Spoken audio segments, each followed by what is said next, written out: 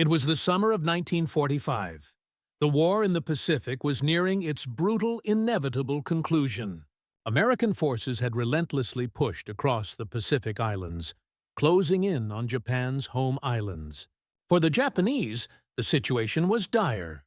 The relentless bombing raids had shattered cities, and the Japanese military, having fought to the last, was now facing total collapse.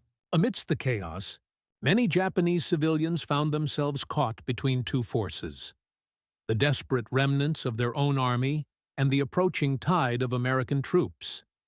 In the last few days before the war's end, on a small island off the coast of Okinawa, a group of Japanese women, their faces marked by the exhaustion of years of war, stood at the edge of the destruction. With their homes reduced to rubble, their futures uncertain, they feared the worst as American forces drew near. To them, the Americans were just another threat, the enemy who had bombed their cities and driven their country to the brink of ruin. But in a moment that would forever change their perception, something unexpected happened. As American soldiers advanced through the village, they stopped. Instead of the brutality the women feared, the soldiers made a surprising offer: safe passage. With quiet words, gestures, and unspoken understanding, these soldiers gave the Japanese women the one thing they had lost in the ravages of war: hope. Tears filled their eyes as they were escorted to safety. This was not an act of war, but an act of humanity. In that single quiet moment, the American soldiers shattered the myth of their own brutality, offering these women the gift of life amidst the devastation. And for the women, it was a moment they would carry with them forever. A stark reminder that even in the darkest days, kindness could emerge from the most unexpected places. By the summer of 1945, the war in the Pacific was entering its final, catastrophic stages. Japan, once a dominant force in Asia, was now facing complete devastation. The Allied forces had been steadily advancing, capturing key islands in the Pacific, and the American military had begun their strategy of island hopping, bypassing heavily fortified Japanese strongholds to strike at weaker targets, bringing them ever closer to the Japanese mainland. The naval blockade, combined with relentless airstrikes, had crippled Japan's infrastructure, leaving the population starving and demoralized. The Japanese military, desperate to hold on to their empire, had made their final stand in the Pacific, particularly on Okinawa, the last major island stronghold before the main islands of Japan. The Battle of Okinawa, which raged from April to June 1945, had been a brutal, bloody affair. More than 200,000 people were killed, including 94,000 Japanese soldiers, civilians, and POWs, as well as nearly 12,000 Americans. By the time the battle ended in June, the American forces had taken control of Okinawa, and the island became a key base for further operations aimed at bringing the war to a close. While the American forces had managed to secure Okinawa, the devastation it caused was far-reaching. The battle had not only devastated the island's infrastructure, but had also severely impacted its civilian population. In the final months of the war, many Japanese civilians were left to wander the war-torn landscape, their homes reduced to rubble, their families torn apart by the relentless bombings, and their lives hanging in the balance. As the American military moved through the islands and toward Japan, it was clear that the situation was dire for those left behind. The Japanese military, having exhausted much of its manpower, was now largely focused on defending against the American invasion of the home islands. But there was little left to protect. The population was suffering, and the American forces had little regard for the distinction between soldiers and civilians, seeing all as part of the enemy war effort. In the chaos, many Japanese women were left to fend for themselves, with no clear way forward. In contrast to the grim fate awaiting the Japanese women, American forces had adopted a strategy that included not only defeating the enemy, but also showing mercy when possible. This approach, though not universal, became a key aspect of the American military's operations in the closing days of the war. While the U.S. military was still focused on defeating the Japanese military and preparing for the eventual invasion of Japan, there was a growing understanding that civilian lives were as much victims of the war as the soldiers. The concept of safe passage for civilians, though not widespread in the brutal final stages of the war, was occasionally extended to Japanese civilians by American soldiers who understood that, despite the conflict, their treatment of non-combatants could serve as a lasting legacy. The idea was not just to defeat Japan, but to rebuild it, to show the Japanese people that the war was not about annihilation, but rather the possibility of a peaceful post-war world. These soldiers, many of whom had been fighting for years, were also aware of the human cost of war, and the sight of civilians, especially women and children, caught in the violence of military operations weighed heavily on them.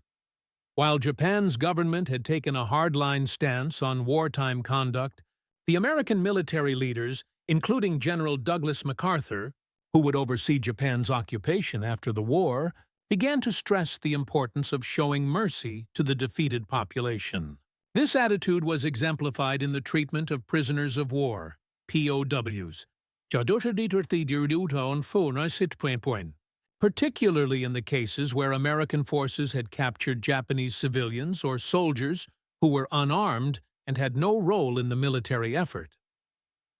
By the time the American forces reached the outer islands of Japan, the strategy of providing safe passage was not common practice, but it was not unheard of either. In fact, there were instances when American troops made deliberate efforts to guide non-combatants, including women and children, away from areas of active fighting, offering them safety despite the ongoing violence. The reality of these actions, however, was often overshadowed by the brutal nature of the Pacific War.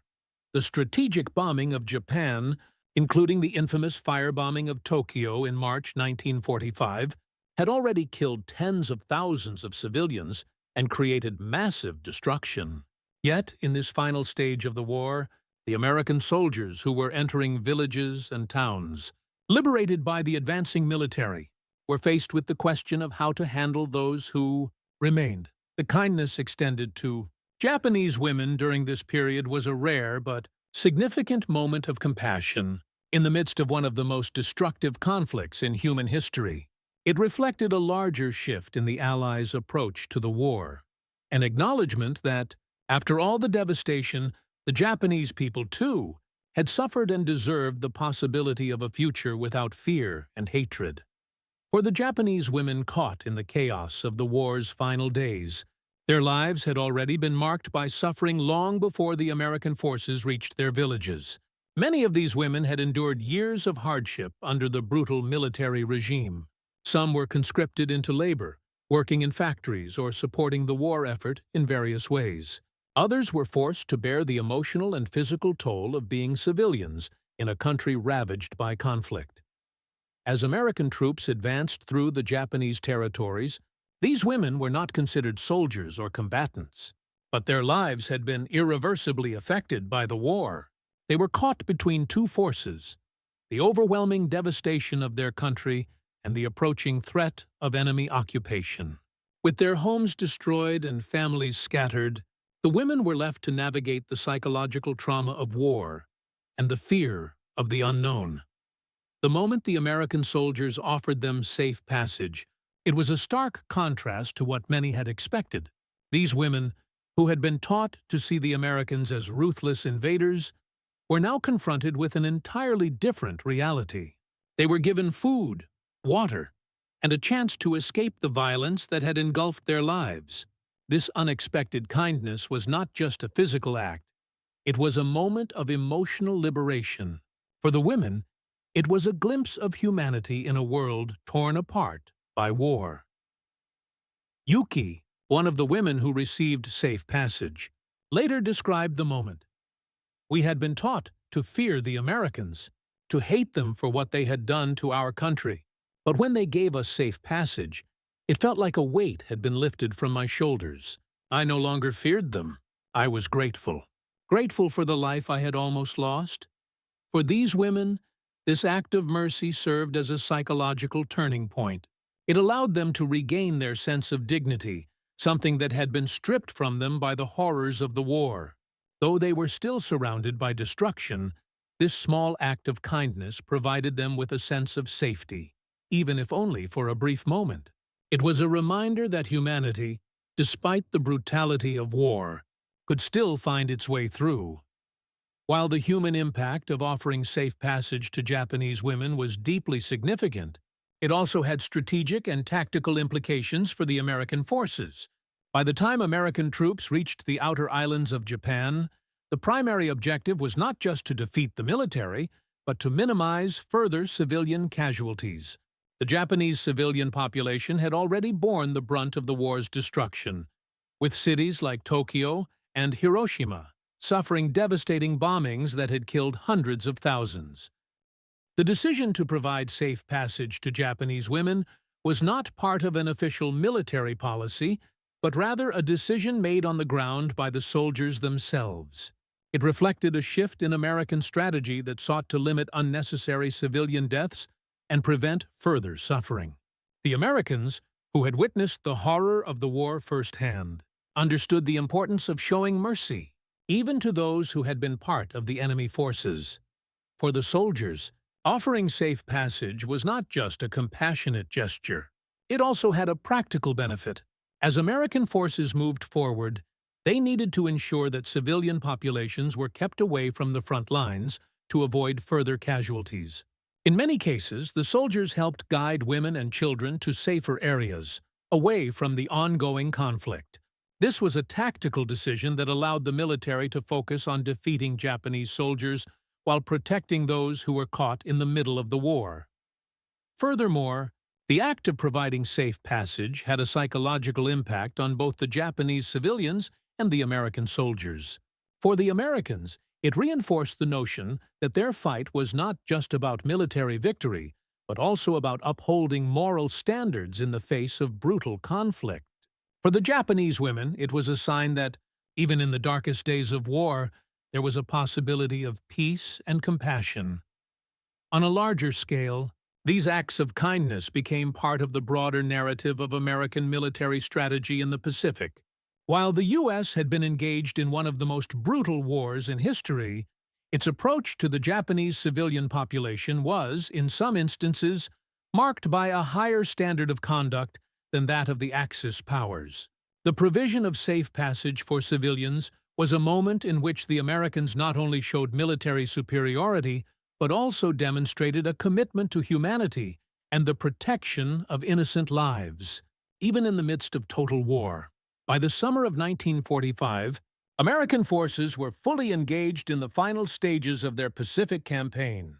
The brutal island-hopping strategy had proven successful in weakening Japan's defensive capabilities, but the cost to both sides had been immense. As American forces pushed closer to Japan's home islands, they encountered not only entrenched military positions, but also a civilian population left to bear the full weight of the conflict. Amid the advancing soldiers, the Japanese civilians, especially women, found themselves caught in the crossfire, with no clear path to safety. It was during this tense, chaotic time that a remarkable and unexpected act of mercy took place on the island of Okinawa. The Japanese women, caught between the violence of the war and the incoming American forces, found themselves in an impossible situation. In many instances, civilians were subjected to the same brutal treatment as the enemy soldiers, executed or imprisoned, driven into starvation, or forced to flee for their lives. The American forces, having fought hard for every inch of ground, were equally focused on the strategic goals of the war, capturing and controlling the Japanese islands. Yet, in this moment, American soldiers faced a moral crossroads. Rather than allowing the women to be swept up in the general chaos of wartime devastation, a few American units, with the orders of their commanders, took it upon themselves to provide an unprecedented gesture of mercy. In the final days of fighting, as American forces swept through Okinawa, a group of soldiers stopped their advance to give Japanese women the rarest of opportunities: safe passage. Sergeant John Miller, one of the soldiers on the ground, described the scene in the aftermath. "We were advancing through the village when we saw them. These women, barely clothed, no place to go. Some of them were holding children. They had no weapons, no means of fighting back, and the battle was closing in on them. We knew we couldn't just leave them there. It wasn't about the war anymore. It was about saving lives."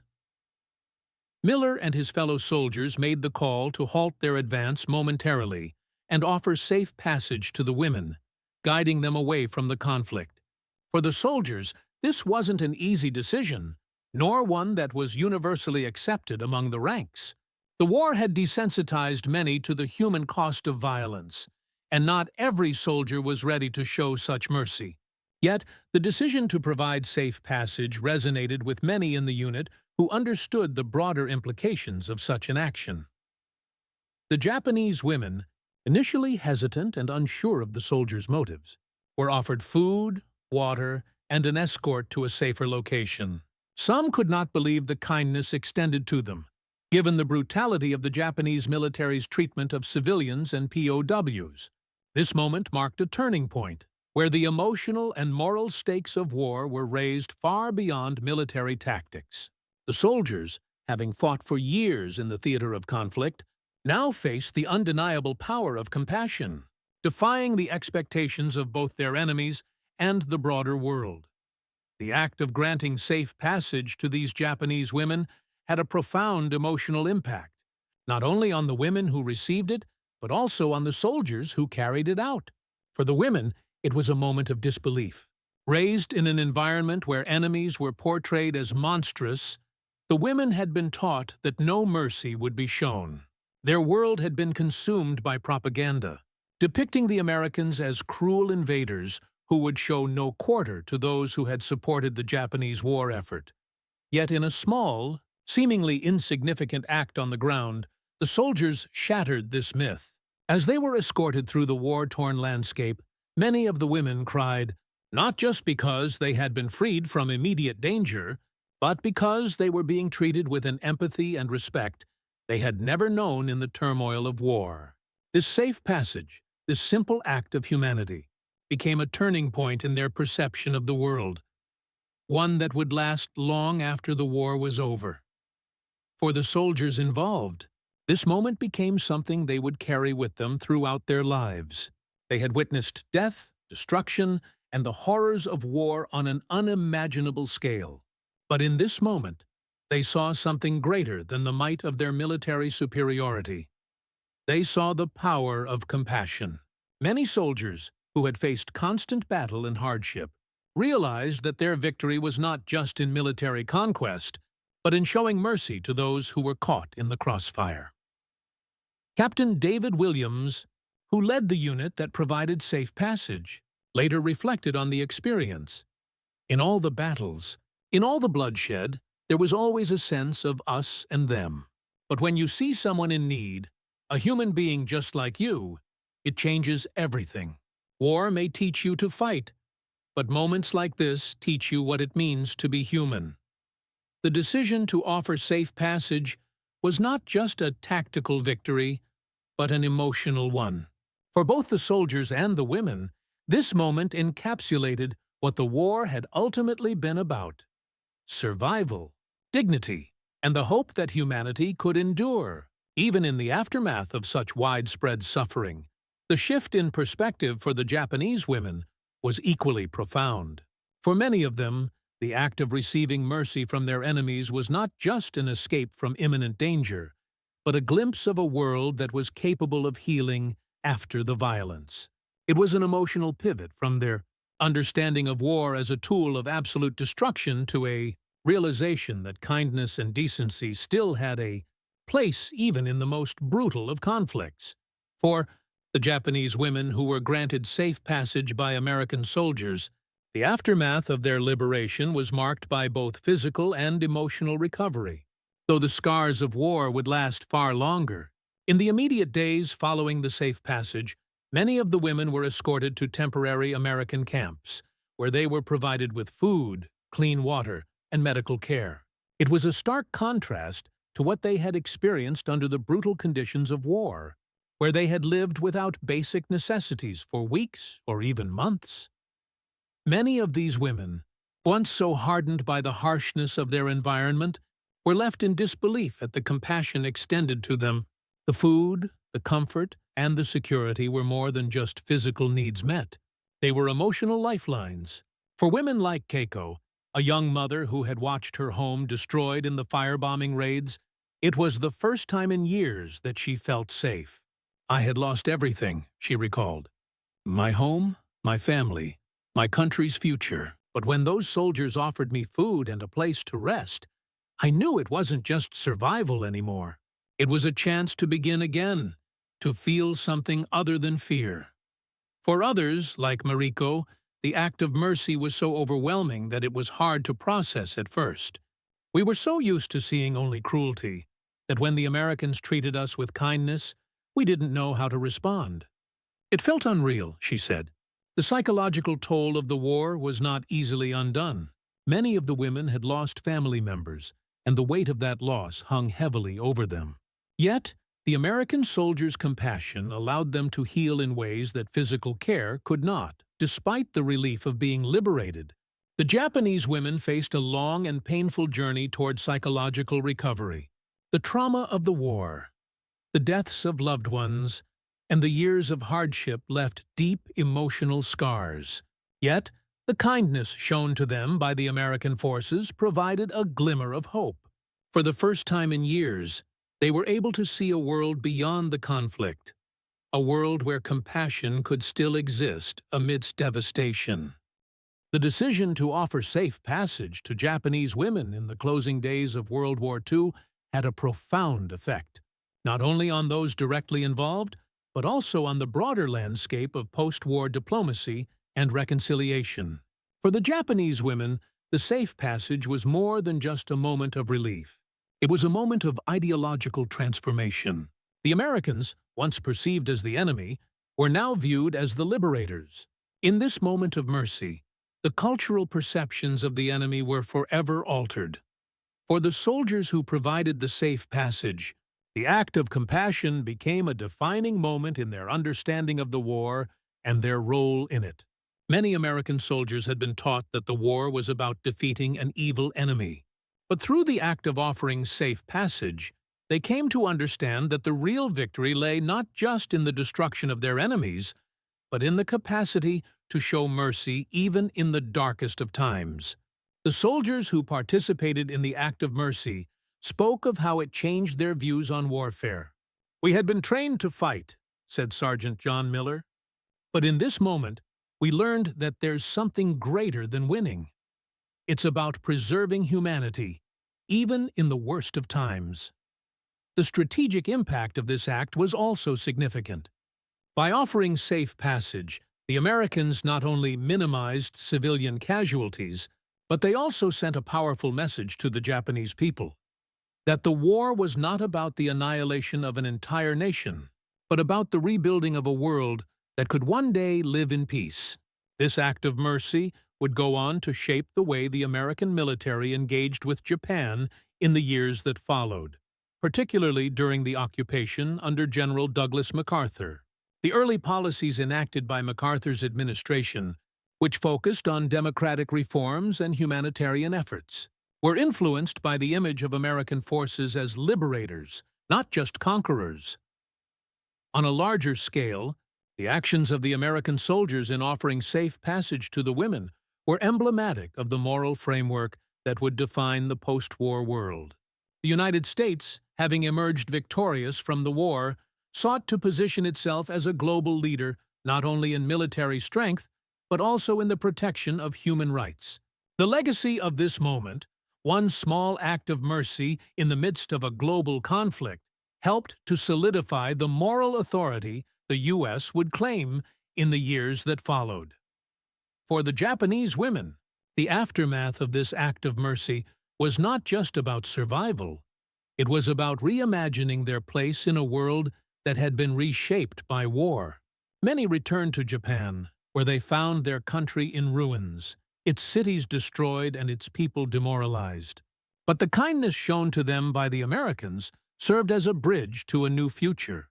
They were not simply survivors of war. They were witnesses to the possibility of a better world, one where humanity could triumph over cruelty. The act of offering safe passage to Japanese women by American soldiers in the final days of World War II, though often overshadowed by the larger battles and political maneuvering of the era, remains one of the most profound examples of humanity amid the destruction of war. In the final moments of a conflict that had claimed the lives of millions, this small, yet powerful act of mercy sent a message that transcended the battlefield. That victory was not merely in the defeat of an enemy, but in the preservation of human dignity. For the Japanese women, the kindness they received from their captors, who had once been painted as ruthless invaders, was a life-altering experience. It challenged everything they had been taught to believe about the Americans and forced them to confront the complexities of war and humanity. The psychological impact of that kindness remained with them for the rest of their lives. They returned to a Japan that was broken and defeated, but in their hearts they carried a flicker of hope. That even in the most unforgiving of circumstances, compassion could survive. For the American soldiers, this moment became more than just a tactical decision. It was a reaffirmation of their own humanity. In the midst of war's chaos, they chose mercy over brutality, reminding themselves and the world that war, while a necessary evil, should never strip away our compassion for others. The kindness shown to the Japanese women was a quiet victory.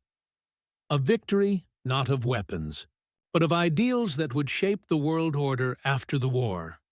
In a world torn apart by war, where cities were reduced to rubble and millions perished, this single act of compassion stands as a testament to the enduring power of humanity. It reminds us that even in our darkest hours, we are capable of kindness, and that such acts of mercy, though fleeting, can have a lasting impact on the course of history. This moment, simple yet profound, is a powerful reminder that while war is often defined by violence, it is also shaped by the choices we make when faced with the suffering of others. The legacy of this act of mercy continues to echo through history, offering a beacon of hope in a world that can often seem overwhelmed by darkness. It is a reminder that no matter the horrors of war, there will always be moments where humanity can emerge victorious.